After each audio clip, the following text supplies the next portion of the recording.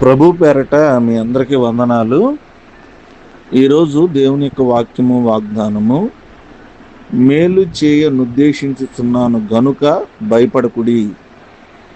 జకర్యా గ్రంథము 8వ అధ్యాయం 15వ వచనం.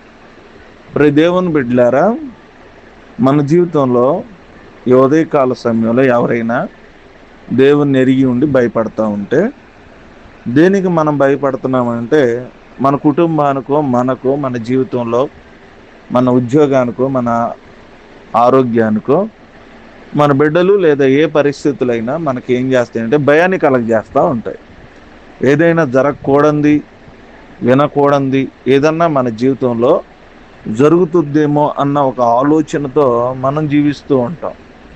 ఇలాంటి పరిస్థితుల్లో పరిశుద్ధ గ్రంథం మనకేమని చెబుతుందంటే, దేవుడు ఈ ఉదయకాల సమయంలో వాగ్దానం ద్వారా, ఆయన వాక్యం ద్వారా మనతో ఏం మాట్లాడుతున్నాడంటే, నేను మీకు మేలు చేయుచున్నాను, మేలు చేయను ఉద్దేశించుచున్నాను.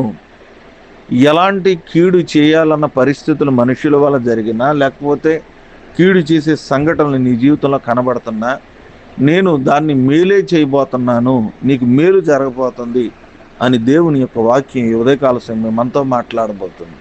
కాబట్టి మేలు చేయను ఉద్దేశించినటువంటి దేవుడు మనకున్నాడు. కాబట్టి నీ భయం ఏదైనా కూడా భయపడకుండా దేవుని వాగ్దానాన్ని నమ్మి ప్రతి కీడులో మేలుగా మార్చుకుంటూ దేవుని ఆశీర్వాదాలు పొందుకుందాం.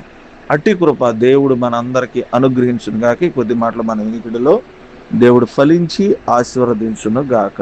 ఆమె తలలు వంచుకుందాం, కళ్ళు మూసుకుందాం, ప్రార్థన చేసుకుందాం. ప్రేమ కలిగిన దేవానికి స్తోత్రాలు, మీ నామానికి వందనాలు. రాత్రంతా కాచి మరొక శ్రేష్టమైన దినాన్ని, వేకు దినాన్ని మాకు అనుగ్రహించినందుకు మీకే స్తుతులు, స్తోత్రాలు తెలియజేస్తూ ఉన్నాం. అయ్యా, ఈ దినము మీ పాదసందులో మిమ్మలను ఆరాధించే ధన్యత, స్తుతించే ధన్యత నాకు ఇచ్చారు.